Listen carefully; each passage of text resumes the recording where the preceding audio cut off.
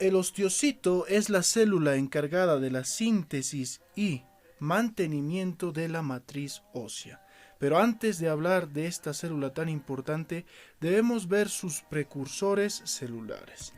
Y todo parte en las células osteógenas, como habíamos hablado anteriormente. Las células osteógenas se forman en la capa interna o osteógena del periósteo y en las capas del endoosteo.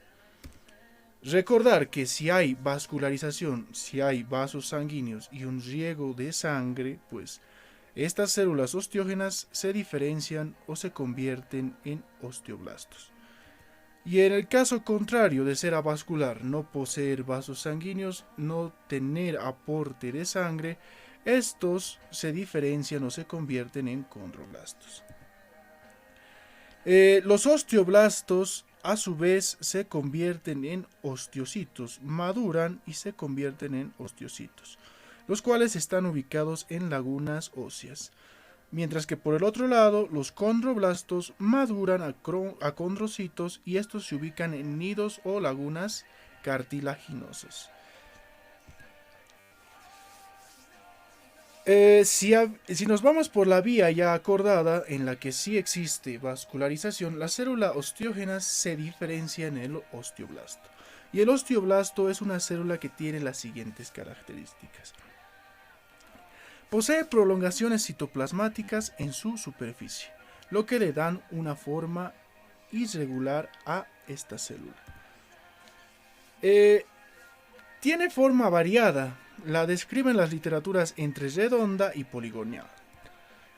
Y se las marco ahí, la forma redonda, que es 50%, y la poligonal, que es en otro 50%, es una forma variante que presentan los osteoblastos. Algo que hay que mencionar respecto a los osteoblastos es que se desarrollan gracias a la proteína morfogénica ósea y al factor de crecimiento transformante beta. Gracias a estos incluso llegan o logran su diferenciación de la célula osteógena. Entonces, muy importante que estos se desarrollan gracias a la BMP y la TGF-beta. Liberan un factor estimulante, el cual corresponde al factor estimulante de los osteoclastos, que su otro nombre también es el GM-CSF, factor estimulante de colonias de monocitos o macrófagos y granulocitos.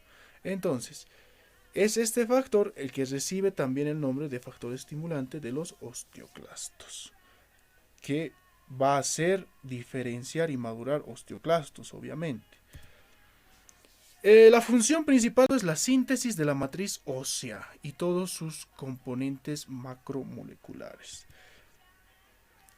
Dentro de la matriz ósea, porque hablar del osteoblasto es hablar también de la matriz ósea, como todo tejido conectivo no solo tiene un componente celular, sino su matriz.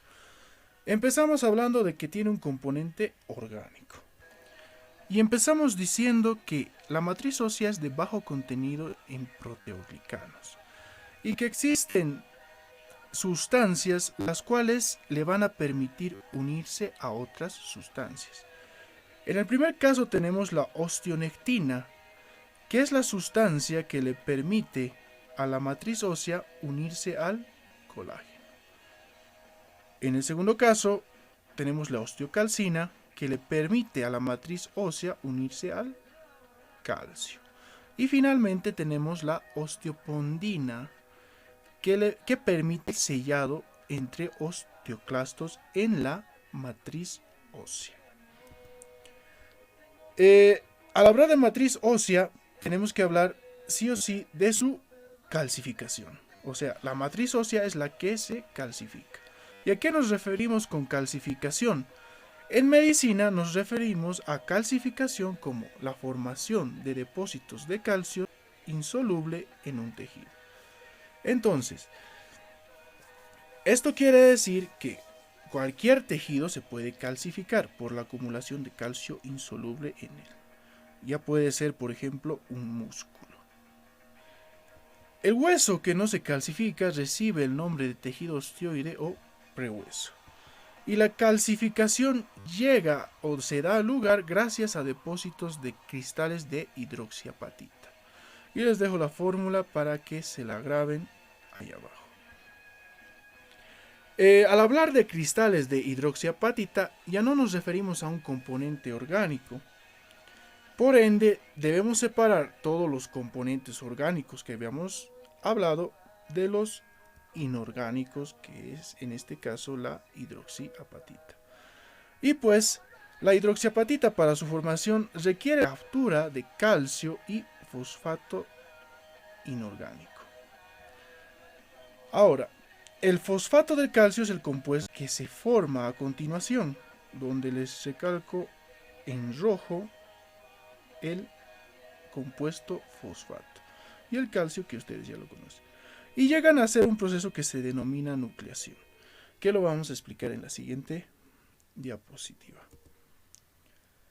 Hablamos de componentes inorgánicos y ya les había mencionado que tenemos la hidroxiapatita y su formulación química, que está en abajo del nombre.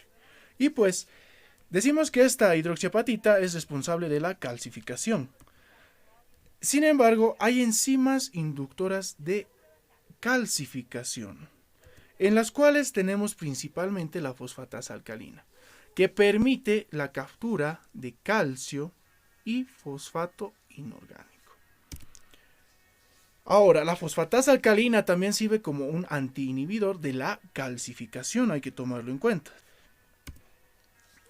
Y pues decimos que las macromoléculas, en este caso los proteoglicanos que existen en la matriz ósea, nos van a servir para la captura de calcio y fosfato inorgánico y para la conversión en fosfato de calcio. Y les enumero abajo la nucleación. ¿A qué me refiero con nucleación? Es la capacidad de formación de partículas sólidas dentro de un componente líquido. ¿Qué quiere decir esto?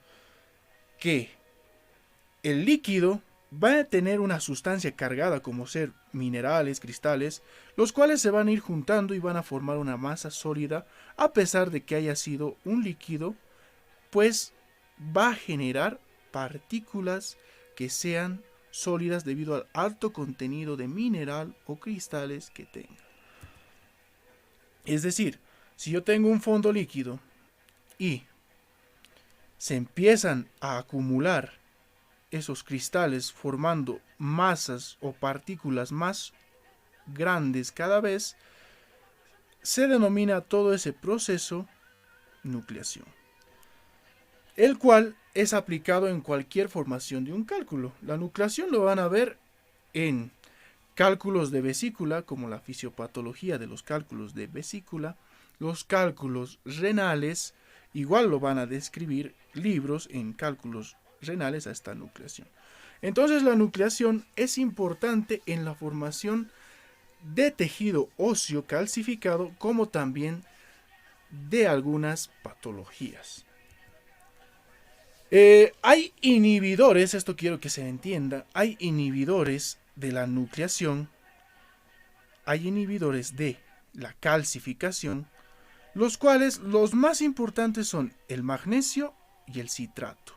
Nuestro organismo modera estos dos compuestos y impide que haya nucleación en tejidos en los que no debe haber.